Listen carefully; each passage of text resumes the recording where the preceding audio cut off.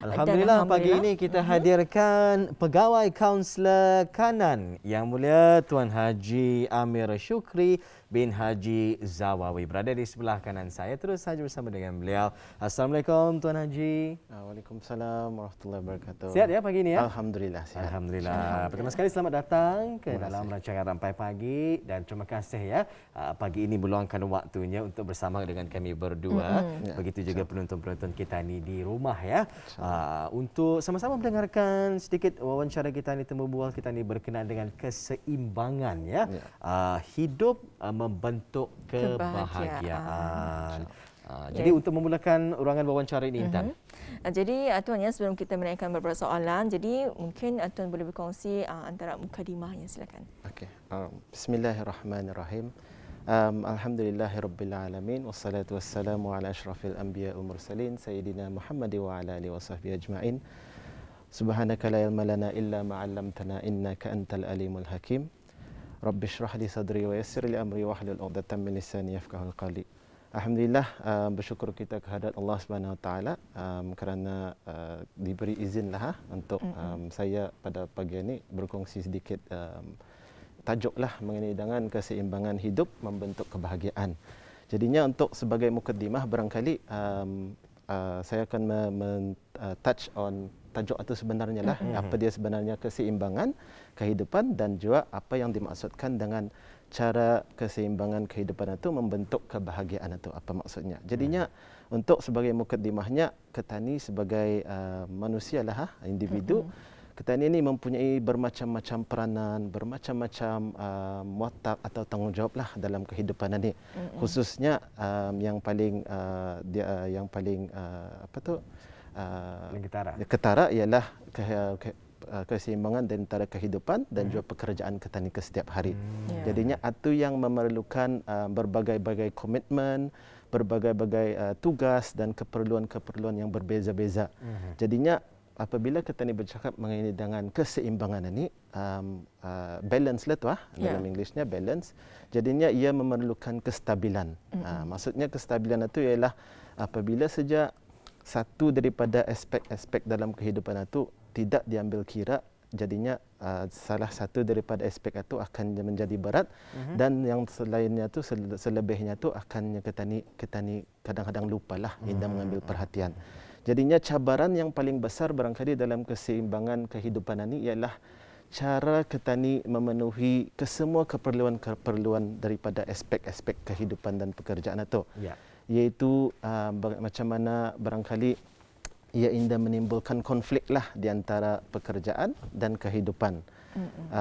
Salah satu barangkali sebagai mukadimah awal ialah dari aspek barangkali masa ni teknologi semakin canggih dan masa ni lagi kita ni dalam era dunia revolusi industri 4.0 lah, di mana semua tu memerlukan sesuatu yang cepat, sesuatu yang kita ni moden, dan kadang-kadang kita ni pun berinteraksi indah lagi macam bersemuka ni lah. Yang sebenarnya kita ni berdepan dengan mereka, tetapi berkomunikasi melalui WhatsApp ataupun media sosial.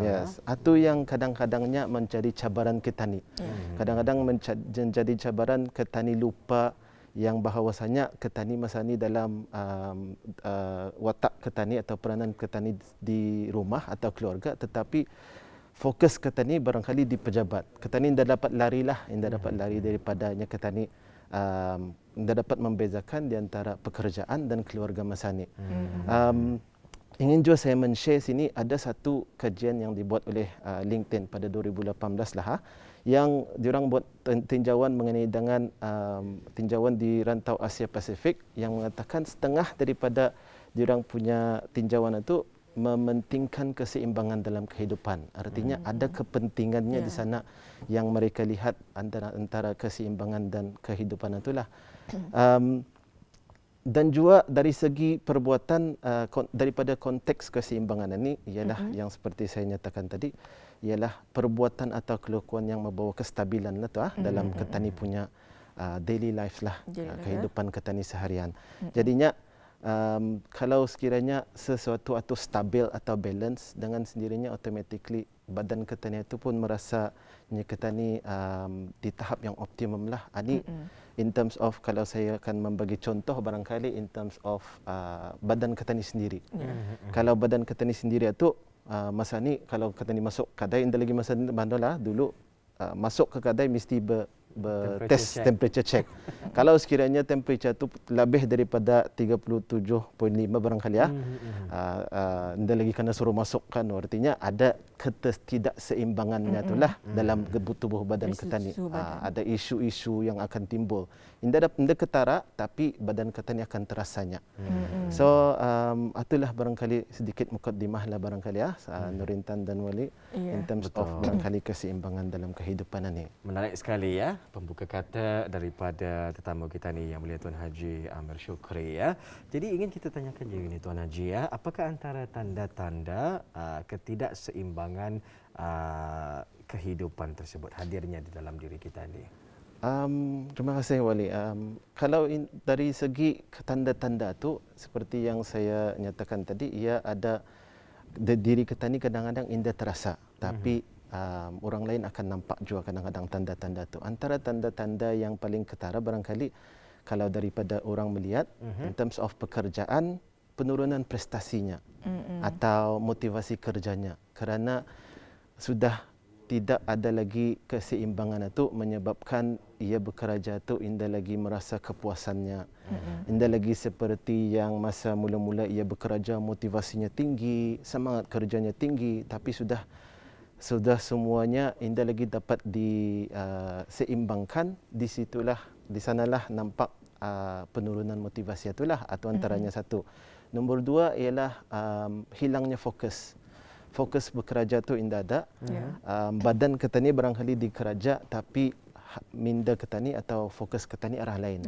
Ingaukan yang lain lah. And then yang paling ketara juga ialah of course stres dan juga burnout itulah.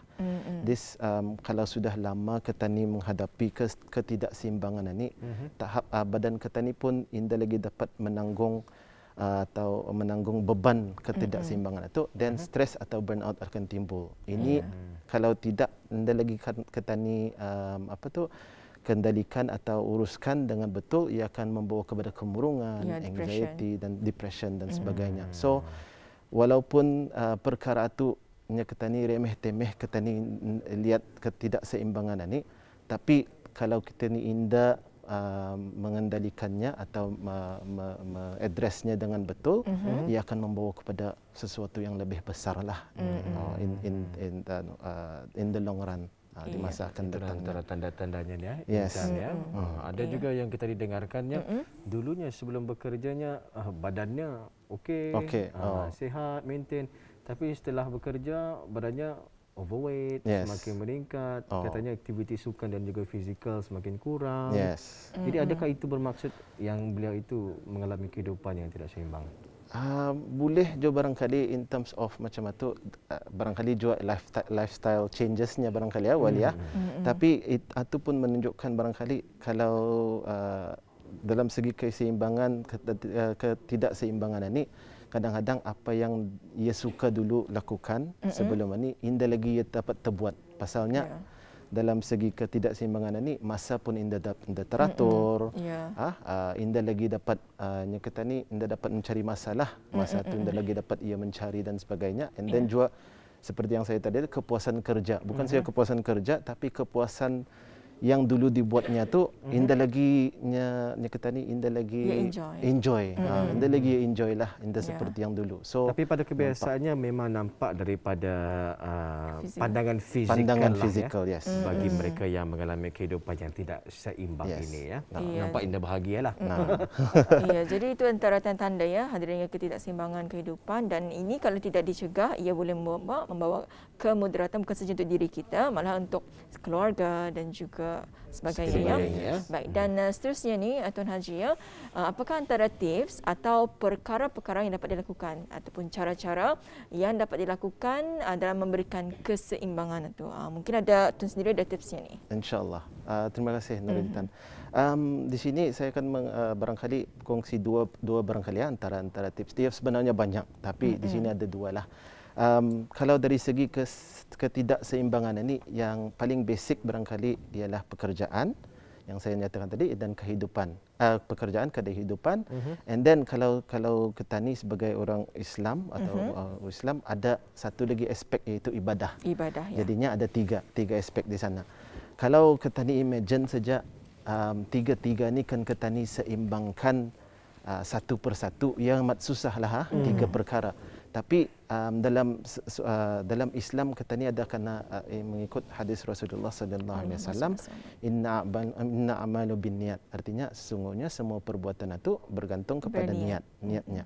So jadinya macam mana tiga aspek ini kita ni kan membalancekannya, membalance it out, is jadikan ia sebagai satu hidup kita ni. Jadi artinya jadikan dia satu. Instead of tiga kan kita ni balance, jadikan satu.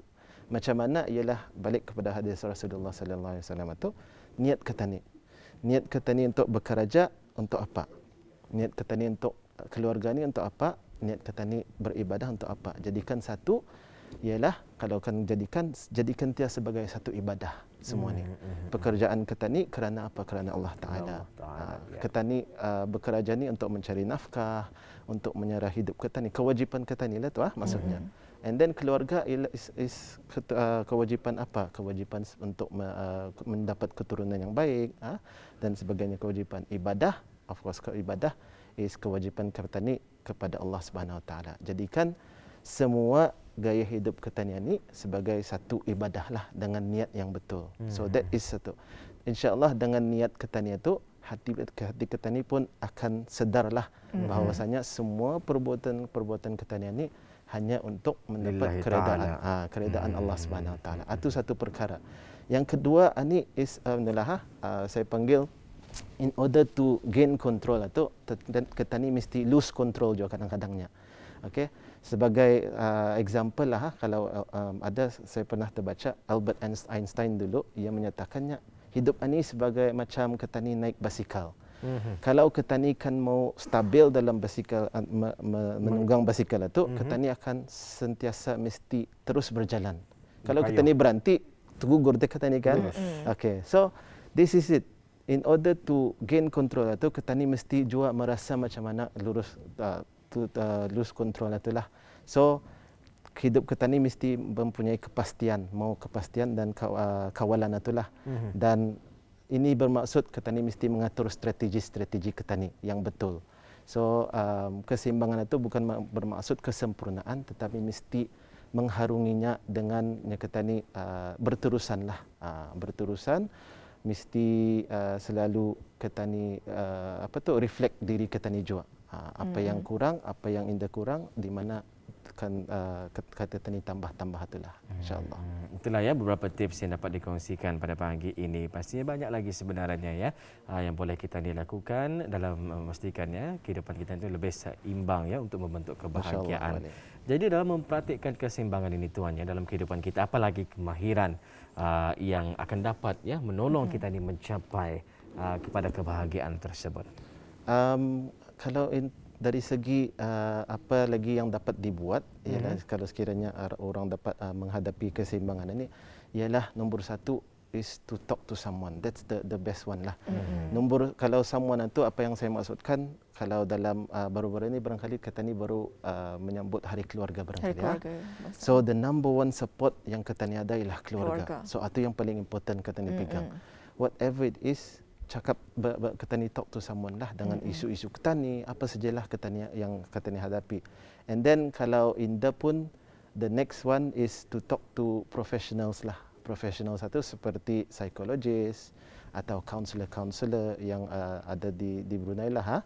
So dengan talk therapy ni, ia akan dapat merungkai barangkali, melihat dari segi mana, aspek mana yang orang itu ingaukanlah, atau kita ni di mana yang kurang, apa yang dapat diterokai daripada sana, dan apa yang dapat diperbaiki, insyaAllah. And then yang paling important juga, yang ketiga yang saya nyatakan tadi, seperti tadi itu, untuk mengenali diri kita ni. Tidak ada orang kan tahu macam mana perasaan kita ni kecuali daripada diri kita ni sendiri. So refleksi diri itu is important lah, muhasabah diri. Iya. Alhamdulillah ya. Jadi itu adalah antara kemahirannya dan ingin dapat menolong untuk mencapainya. Jadi Tuan, kita ada berbaki dalam masa 2 minit saja ni. Jadi mungkin Tuan Haji boleh ringkaskan mengenai dengan tajuk kita pada pagi ini. Silakan. Sebagai kesimpulan yang seperti yang saya nyatakan tadi, betapa pentingnya kita ni membuat keseimbangan dalam kehidupan ini ialah to focus on here and now lah. Jangan kita ni terlampaunya kita ni memfokuskan kepada apa yang sudah kita ni plan dengan strategi-strategi itu. Of course, strategi-strategi itu bagus, perancangan itu bagus, tetapi kita ni haruslah juga kalau sekiranya rancangan itu indah according to apa yang kita ni buat. Jangan kita ni terlampau mendalaminya atau kita ni harus terus ke hadapanlah, terus memikirkan apa strategi seterusnya. And then juga untuk sebenarnya kadang-kadang keseimbangan itu akan lebih kepada pekerjaan atau ada kalanya kepada kehidupan. So kita ni mesti sedarlah akan semua ni and juga memikirkan kalau segi keseimbangan balance, kalau barat arah sebelah kita ni mesti memikirkan strategi counterbalance-nya, artinya untuk menyeimbangi itu macam mana.